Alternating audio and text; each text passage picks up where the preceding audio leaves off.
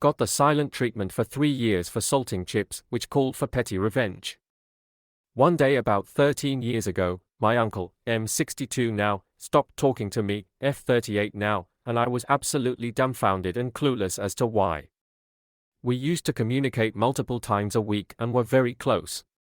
This was next-level silent treatment and uncomfortable during family encounters, confusing everyone. Then about 3 years later, I found out from his adult children that the reason he stopped talking to me was because I salted a basket of chips at a restaurant and he was on a low-salt diet due to a medical condition, mind you that he hid from everyone, but I was expected to be a mind reader. The crime was that I am not a thoughtful person because I allegedly salted the chips on purpose in his eyes.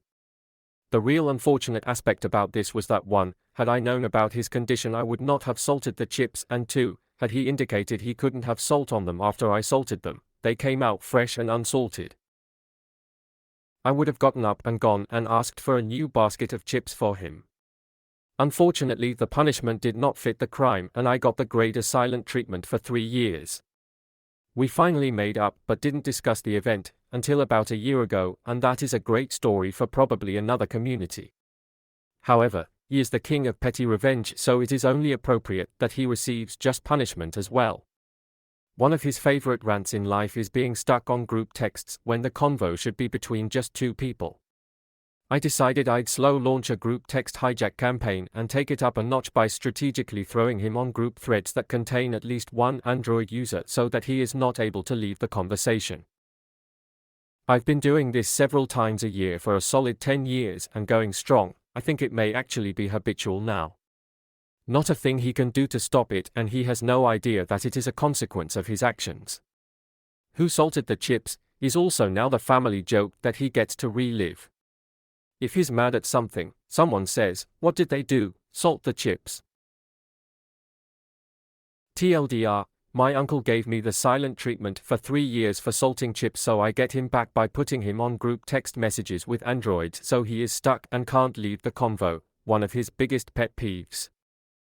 What a man-child over salting some chips. Parking lot pains. This is a very small petty revenge, but oh is it sweet for me, and hopefully some of you.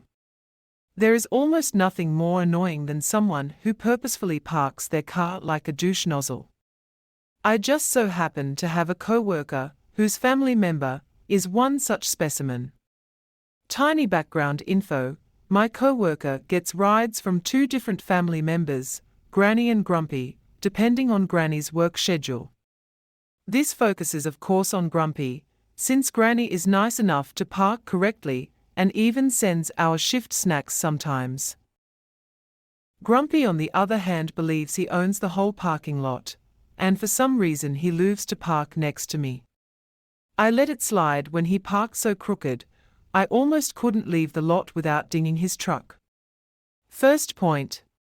And I let it blow over when he almost rear-ended me trying to go 50 in a 35, where we both had to stop at a no-turn on red light. Second point. Both times I alerted my co-worker to his annoying behavior, since co-worker always has his own nose in his iPad, and asked for my comments to be passed along. They were not, as far as I could tell. So cue malicious petty revenge. Last week Grumpy once again parked next to my driver's side, this time with hardly enough space for me to even get in my own car. My co-worker is notorious for being the last of our shift to clock out too, so Grumpy is always in a rush to leave by the time co-worker exits the building.